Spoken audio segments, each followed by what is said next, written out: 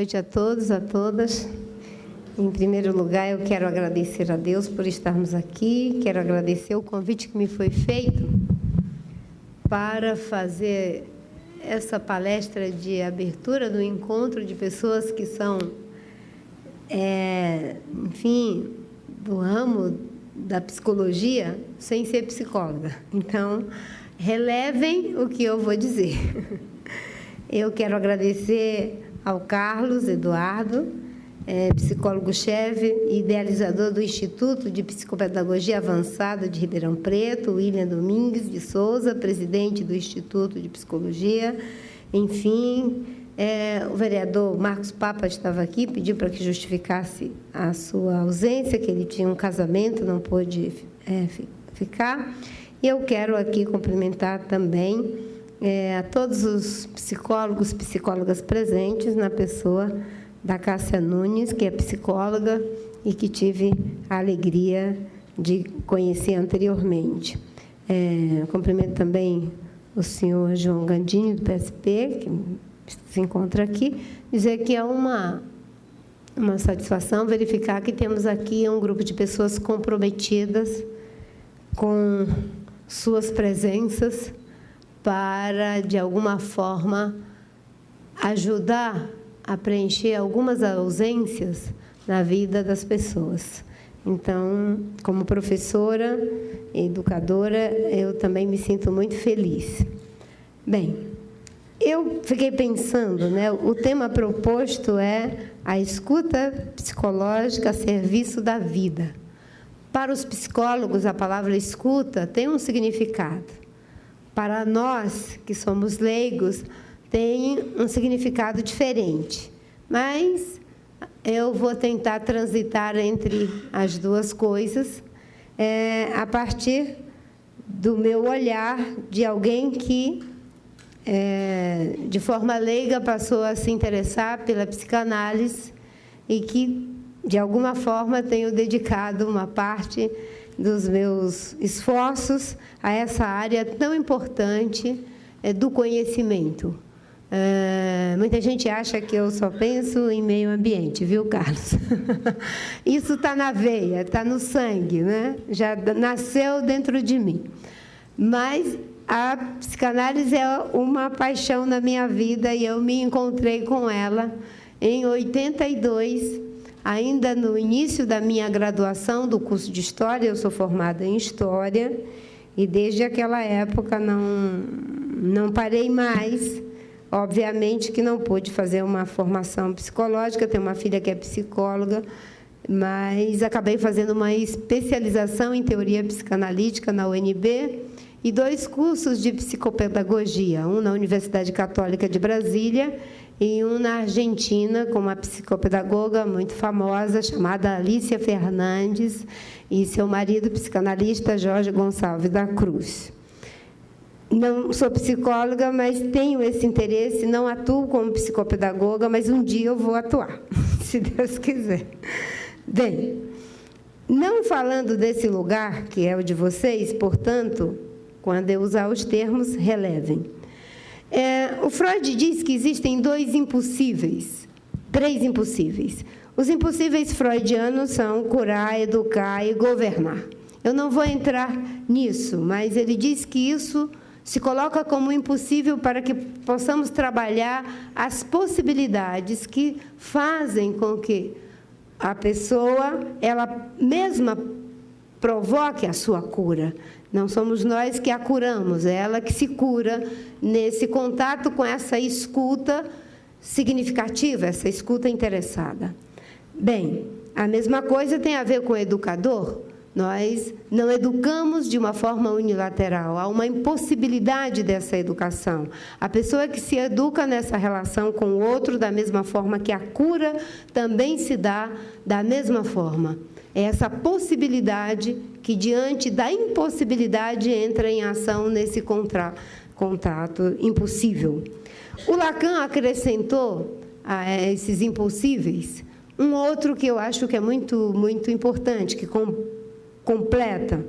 O Lacan diz que é impossível fazer desejar. E eu acho que esse impossível aí, ele é mais dramático. Porque o desejo, ou ele está presente, ou ele não tem como ser colocado dentro da pessoa. Não existe a possibilidade de colocar o desejo dentro de ninguém. Ou ele está presente, ou ele não está. E alguma coisa acontece e, enfim, o tratamento terapêutico, seja na psicologia, seja na psicanálise, enfim, faz com que ele se presentifique, mas ele já está ali. Eu acho muito interessante que, quando a gente trabalha com as crianças que têm dificuldade de aprendizagem, a coisa mais importante para mim é fazer com que se presentifique o desejo de aprender, o desejo de ensinar. Se esse desejo não está em quem educa, não está em quem aprende, é impossível aprender. A Alicia Fernandes tem um livro muito interessante chamado Idiomas do Aprendente, não é? Na linguagem argentina. Ela diz que a aprendizagem, não é uma estrutura, e essa estrutura, essa forma, ela está tanto em quem aprende quanto em ensina. Há uma modalidade de ensino e uma modalidade de aprendizagem. E, a partir dessa ideia, se trabalha as dificuldades de aprendizagem das crianças ou até mesmo dos adultos. Bem, pensar na escuta psicopedagógica, da escuta psicológica, se vai eu para o meu caminho, psicológica a serviço da vida, eu acho algo muito instigante. Porque não estamos falando aqui da vida biológica, estamos falando da vida biológica, é a condição básica. Nós estamos falando a serviço da vida como vida significativa, não é? Uma vida que faz sentido, uma vida que tem significado, uma vida que tem significação. É isso que faz com que a gente possa ter, não é, algo a serviço da vida. A minha avó, uma nordestina do estado do Ceará, ela dizia um ditado muito interessante: a sabedoria popular é algo fantástico, né? Ela dizia: minha filha tem que aprender a ser gente. Toda vez que fazia uma coisa que não estava muito certa, ela dizia: vá aprender a ser gente, moleque, vá aprender a ser gente, menina. E depois, me deparando com os conceitos, né, eu pude ver o quanto aquilo era carregado de sabedoria, esse negócio de aprender a ser gente. De fato, os humanos se tornam gente porque aprendem a ser gente. Nós somos carentes dos instintos. Diferentemente dos animais que já nascem completos, o potrinho já sabe relinchar, ele vai buscar a teta da mãe por ele mesmo. O humano, se não for colocado no seio da mãe, ele não tem como chegar a ele. Além do choro, que é a expressão primária do seu desconforto, do seu mal-estar, ele não tem outra coisa para comunicar em relação à sua existência. Mas mesmo esse choro, se ele não tiver uma escuta significativa, ele pode nos levar a não nos tornarmos humanos. Então, a gente parece que aprende a ser humano chorando. O Fedida diz que, quando uma pessoa chora, uma criança chora, nós temos que interpretar o choro, significar o choro do bebê. E aí a gente já começa a aprender a ser gente. Porque o bebê chora, e se ele tiver com fome, e a mãe levar o cobertor. O bebê chora e está com frio, e a mãe vai e resolve trocar a fralda. O bebê chora. E é preciso significar o choro do bebê. Isso só é possível a partir de um olhar significativo, de uma escuta significativa. A escuta psicológica a serviço da vida, ela tem esse poder de significar. Aquilo que não faz sentido para mim ganha sentido na escuta do outro.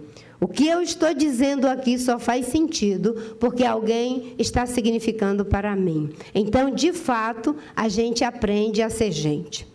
Para aprender a ser gente é preciso uma aposta, é preciso um investimento, Essa escuta é carregada de um investimento. Se somos carentes pela ausência dos instintos, a gente tem que aprender a andar, a gente tem que aprender a falar, a gente tem que aprender a ser gente, né? A Alicia Fernandes, ela diz que a gente, como é carente dos instintos, a gente precisa de que alguém faça de nós um projeto identificatório. Você tem um projeto, um ideal, alguma coisa que você vai imprimir naquela pessoa.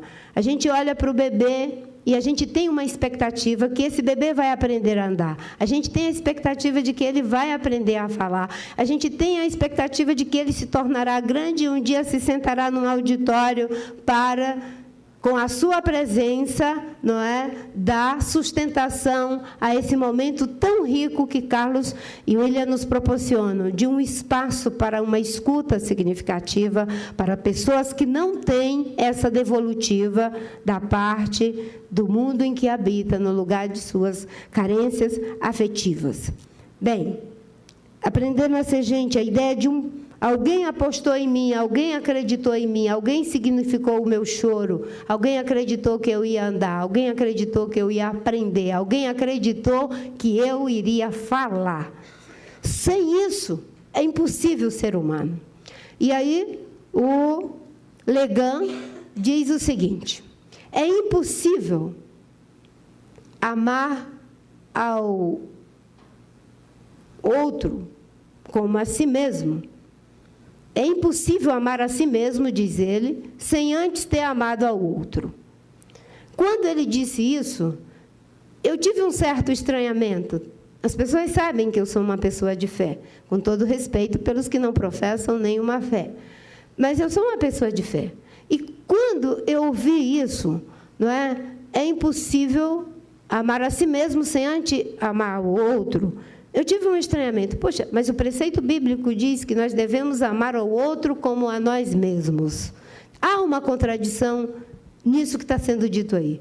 Depois eu percebi, e no próprio Lacan, ele diz que existe o grande outro. A figura de Deus como o grande outro traz para esse lugar de significação, no espaço simbólico, para quem não crê, não é? Da figura desse outro que nos ama primeiro. Indo para o terreno dessa escuta significativa, eu concordo que é impossível amar a si mesmo sem antes ter amado ao outro. Nós nos amamos com o amor do outro. Eu consigo me amar profundamente porque meus pais me amaram, porque minha vovozinha me amou, porque meu tio xamã me amou primeiro. É com esse amor que eu sou capaz de amar a mim mesma. Sem o recebimento desse amor, não tem como a gente amar a si mesmo. Não temos como amar a nós mesmos. E quando nós nos colocamos nesse lugar de escutar, nós temos que saber que nós estamos ali lidando com os fios que tecem a vida daquelas pessoas. Todas as pessoas têm fios que tecem as suas vidas. Certa vez, me perguntaram: senadora, o que significa a política para a senhora? E eu dizia: para mim, a política é um espaço de serviço. Mas isso, na boca de um político, soa muito demagógico. Né? Negócio de serviço. As pessoas têm uma ideia de que os políticos querem se servir. Não é? E trabalhando no curso que eu fiz, agora eu estou fazendo um curso de psicodrama.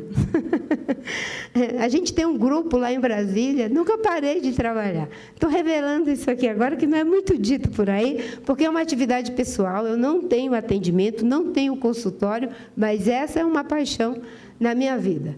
Mas, nesse trabalho que a gente fez com o Jorge e a Alicia trabalha com essa ideia de que a gente talvez tenha que fazer um trânsito da ideia de orientação vocacional para autorias vocacionais. Ser autor da sua vocação é diferente de ser orientado para uma vocação, e ela tem um curso muito interessante, que eu também já tive a felicidade de fazer, chamado Autorias Vocacionais. E nesse curso a gente trabalha uma ideia de quais são os fios que tecem a sua vida. E cada um de nós temos essa quantidade de fios. Então, quando me perguntam o que é a política para a senhora, eu fiquei pensando nisso. E aí eu fui descobrindo que essa ideia de serviço, com certeza, não vinha apenas de um discurso racional, de uma frase de efeito. Eu nasci numa comunidade, no Seringal Bagaço, lá no estado do Acre, que ficava a 11 horas de distância do rio Acre, que a gente, para chegar à margem do rio, caminhava 11 horas a pé. De lá pegávamos um barco e ficávamos 2 dias e meio até chegar na cidade. Então, ali no meio daquela floresta, a colocação de seringa, que é uma unidade produtiva do Seringal, em que a casa mais próxima tem pelo menos umas 3 horas de distância, a minha unidade familiar era uma unidade de serviço. A minha avó era parteira tradicional, né? Aparava as crianças na hora de nascer. Foi ela que fez o meu parto.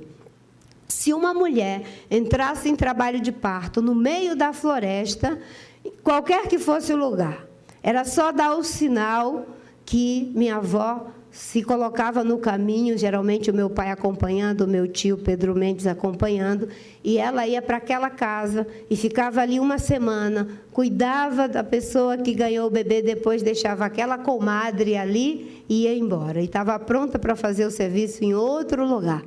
Não havia nem um centavo que fosse pago por aquele trabalho. O meu pai, ele estudou no Ceará até o 2º ano. Depois ele teve que voltar, veio para o Acre, em 1945, como soldado da borracha, e, naquela época, quem chegava quase ao 3º ano, a completar o 3º ano, era um PhD, porque era um primário muito bem feito. E meu pai é muito bom de matemática. E, no Seringal, havia um regime de semi-escravidão. E as pessoas eram enganadas porque elas vendiam com exclusividade a borracha que produziam e compravam com exclusividade do patrão as mercadorias que não podiam produzir. Então, o preço da borracha era muito barato para o seringueiro e as mercadorias caras. Então, havia um sistema de endividamento em que o trabalhador seringueiro nunca tinha saldo. E ainda há uma taxa de umidade na borracha, quando ela é produzida pela água, que precisa ser descontada do peso. Suponhamos, deu 40 quilos aquela bola de borracha. Descontava-se 17% equivalente à taxa de umidade. Mas os patrões enganavam os seringueiros analfabetos e chegavam a descontar 30% do peso da borracha. Como meu pai sabia fazer as contas, na hora de pesar, ele ajudava as pessoas. E todo ano, ele ajudava todo mundo ali a fazer as contas para ver se tinha saldo, se estava ou não sendo enganado pelo patrão, ou aplicar injeções em todo mundo que adoecia. Minha mãe era uma exímia costureira, e ela fazia da roupa de batismo uma mortalha lá naquele seringal. Também não cobrava nada. Meu tio era um xamã, um curandeiro, cesteiro, fazia cerâmica, e era o ferreiro e carpinteiro. Ele era, como é que a gente pode dizer, uma pessoa tão polivalente, né? E ainda fazia as orações para tirar o panema de quem ficava panema. O que é panema? Panema é com azar, não é? Tinha um sistema de proteção ambiental naquela época que não existia o IBAMA e não existia a lei ambiental, que era infalível, que era um código mítico de proteção aos recursos naturais. Não se podia matar uma caça que estivesse prenhe. Se você matasse, você ficaria com azar, panema. Se você pegasse mais peixe do que era necessário, não é? A mãe d'água viria na canoa e afundava a canoa e você pedia os peixes. Se você matasse uma caça que, antes de terminar a carne, para ter acumulado lá carne seca, o caboclinho do mato podia te dar uma surra com cipó de fogo, com um nó na ponta, que não tem quem aguente uma surra dessa, certo? E ainda você ficava com azar, que era muito difícil pegar outra caça. Então, o azar mais perigoso era se a pessoa matava um bicho que tivesse prenhe. Vejam que é um sistema de proteção. Como é um sistema mítico de proteção, a pessoa tem que cumprir o sistema, porque ele está sendo visto de todos os lados, ele não tem para onde escapulir. Não é como o IBAMA, que precisa ver, precisa ir lá, precisa não sei o quê. Não é? E ainda fica com azar. Então, meu tio fazia lá o trabalho de tirar o panema, mas era um ritual tão complicado para a pessoa, que ela, na hora de olhar para a caça, se matava, ficava pensando, está prenhe, está gorda, está prenhe, está gorda. Antes de descobrir se era prenhe ou se era gorda, o bicho já tinha ido embora. Não é? Bem, e fazia tudo isso de graça. Então, para mim, essa ideia de serviço não é uma palavra, não é um conceito, foi algo que eu vi acontecer.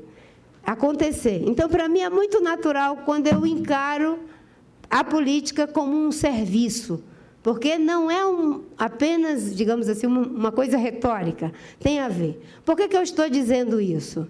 É porque essas coisas, elas vão se internalizando nas nossas vidas. Uma escuta significativa levará em conta os fios que teceram essa vida. Esses fios do meu pai, esses fios da minha mãe, esses fios da minha avó, do meu tio, teceram a minha vida. Cada um aqui tem uma tessitura de vida. Uma escuta significativa vai trabalhando, com certeza, todos esses fios. Por isso que eu digo, relevem, eu sou apenas uma curiosa e uma apaixonada pela psicologia e pela psicanálise, não é? Porque é ela que nos faz fazer a ressignificação da nossa experiência de vida. O Paul Sartre diz que nós não somos o resultado e o produto daquilo que o passado fez conosco. Nós somos resultado e o produto daquilo que fazemos com o passado. Há uma potência muito grande nisso, porque quando a gente tem aqui um centro para atender pessoas, o que nós estamos nos propondo, deixa eu pegar carona aqui com vocês, o que nós estamos nos propondo é fazer essa ressignificação da vida das pessoas, da experiência das pessoas, do passado das pessoas, para que elas não se tornem escravas do que o passado faz com elas, mas que elas possam fazer alguma coisa com esse passado. Quando o passado faz alguma coisa comigo, aí eu sou um ser passivo, uma vítima do passado. Quando eu tenho um suporte, uma escuta, um olhar significativo que me faz ressignificar esse passado, eu deixo de ser um ser passivo, não é? Predestinado a viver as consequências e a repetição neurótica na condição mais saudável desse passado, para fazer alguma coisa com esse passado. E isso é maravilhoso. Quando eu vi isso pela primeira vez, foi uma coisa de explosão. Por quê? Porque se eu fosse o resultado e o produto do que o passado fez comigo, nem estaria aqui. O passado não foi muito generoso comigo. 3 hepatites, uma leishmaniose, 5 malárias, analfabeta até os 16 anos. Eu vou parar por aqui. Ser produto desse passado seria algo muito doloroso, mas fazer algo com esse passado é algo muito prazeroso, porque você não fica na condição de ser apenas a consequência do que o passado fez com você. Então, essa ideia de que a gente aprende a ser gente nunca termina, porque mesmo quando a gente pensa que já cristalizou uma maneira de ser, uma maneira de ver, uma maneira de escutar, ainda é possível, pelo trabalho dos psicólogos, dos terapeutas, dos psicanalistas, ou por alguma coisa na experiência de vida da gente, a arte proporciona isso também, a espiritualidade proporciona isso também, é possível ressignificar essa experiência e você se tornar essa, digamos assim, essa possibilidade de um ser que não é petrificado. Bem, esse suporte do outro para a ressignificação é fundamental. E isso talvez possa dialogar com a ideia de que nós temos Segundo a Alícia Fernandes, não sou eu que estou dizendo isso, nem teria capacidade para ter inventado esse conceito. Não é? Seria prepotente da minha parte deixar parecer que isso é meu. Não. Alícia Fernandes diz que a gente precisa ampliar um pouco mais a nossa visão para a ideia de autoestima. Aí, às vezes, a gente chega nas comunidades carentes e a gente diz, vamos elevar a autoestima dessa comunidade, não é? Ou dessa pessoa. E a Alícia propõe o seguinte, não é possível ter autoestima, porque se nós somos uma construção da nossa existência originária na relação com o outro, eu não tenho como ter autoestima a partir de mim mesmo, porque isso seria algo que eu produziria a partir de mim mesma. Ela diz, não é possível autoestima, é possível uma heteroestima. Nesse momento, nós estamos num espaço de heteroestima. Se vocês todos não estivessem prestando atenção, se vocês todos estivessem se coçando, conversando uns do lado, eu estaria aqui definhando, não é?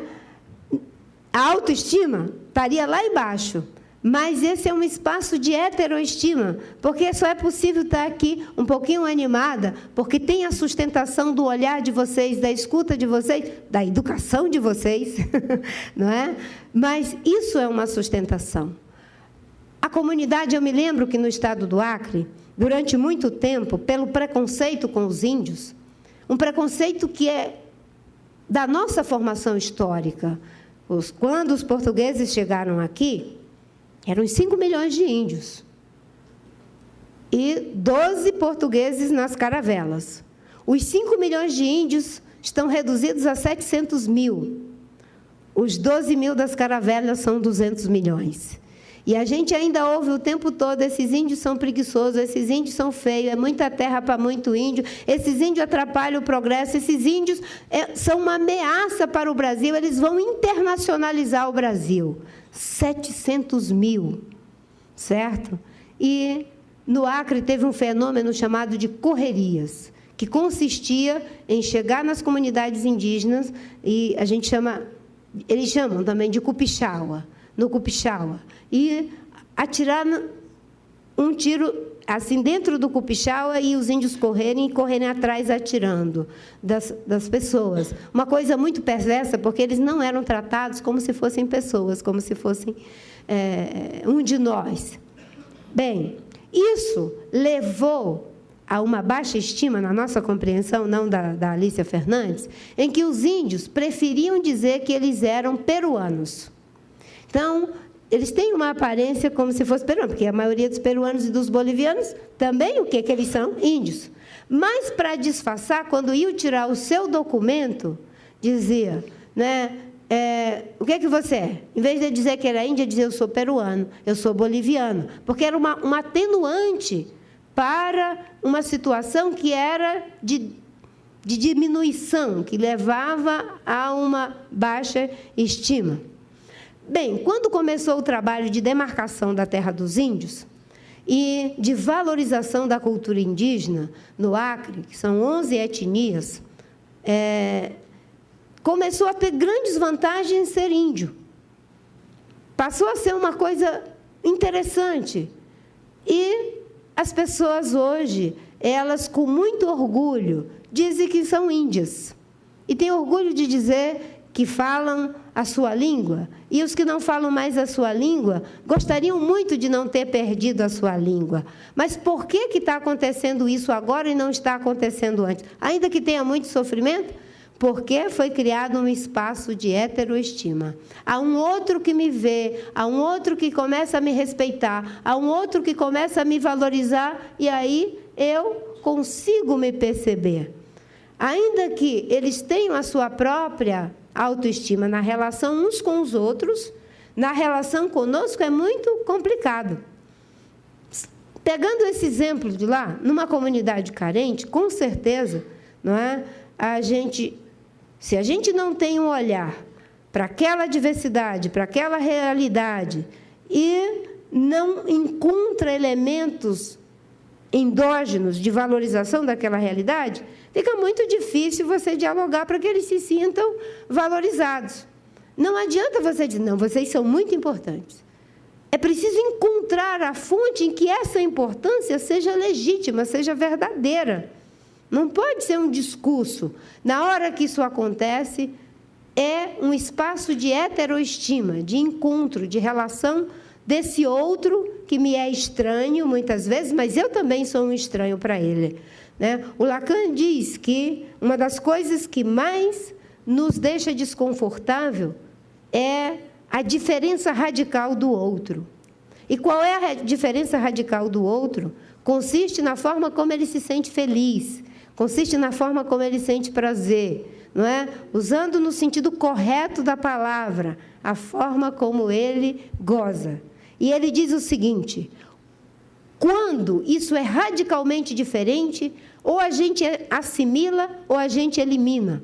E foi isso que nós fizemos com os índios. Eles são um outro radicalmente diferente. A gente pensa em acumular, e eles querem ter a comida de cada dia.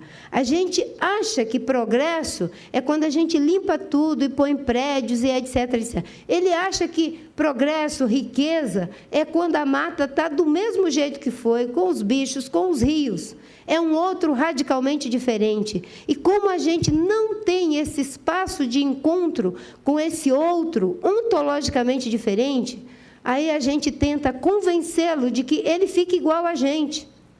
E quando a gente não consegue esse convencimento, aí a gente elimina. Antigamente, matando mesmo. Agora é só deixar eles sem terra, não é? Sem um espaço para desenvolver sua cultura, sua cosmovisão.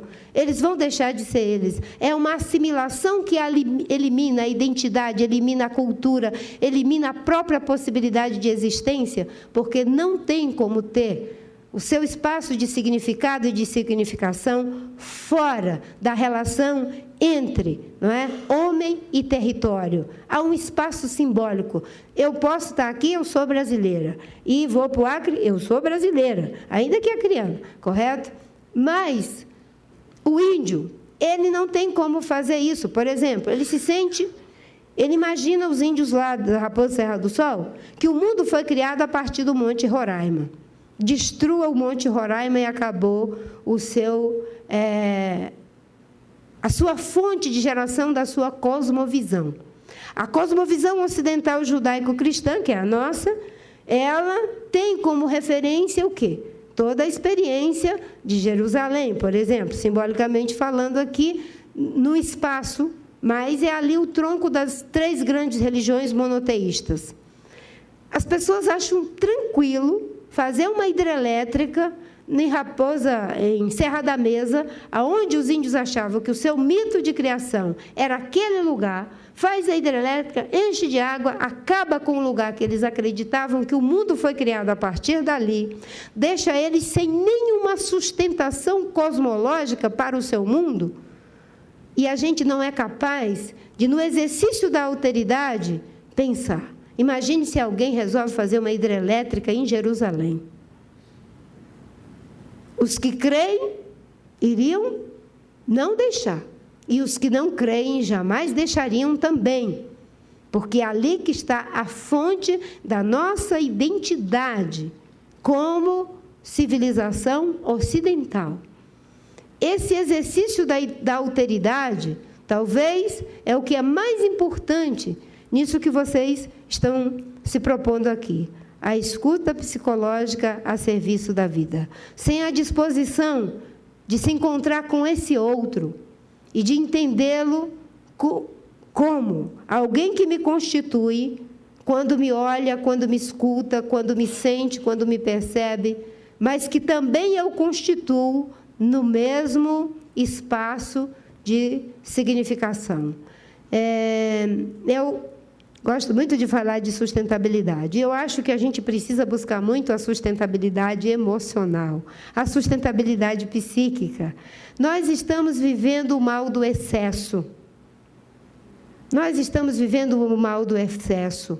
Nós não somos mais capazes de suportar a falta. Mas sem a falta não há como ser humano. É a falta que nos inscreve como humanos. É a falta que dá o espaço, a fresta para a presença desse outro que me constitui. E esse outro que me constitui é uma presença delicada. O Winnicott fala que a criança que tem a capacidade de acreditar criando, ela precisa da presença do outro disponível. Esse outro disponível é essa sustentação necessária para que eu seja eu mesma, ainda que dependente desse outro que me constitui. A gente, geralmente, quer uma presença que, às vezes, é invasiva, sem considerar que essa falta não será preenchida por essa invasão. Essa falta é preenchida pelo próprio sujeito que, se identificando faltoso, busca no outro aquilo que lhe constitui. Então, é impossível curar, é impossível educar, é impossível fazer desejar e é impossível governar. Porque quem se governa são aqueles que escolhem os seus governantes. Muito obrigada.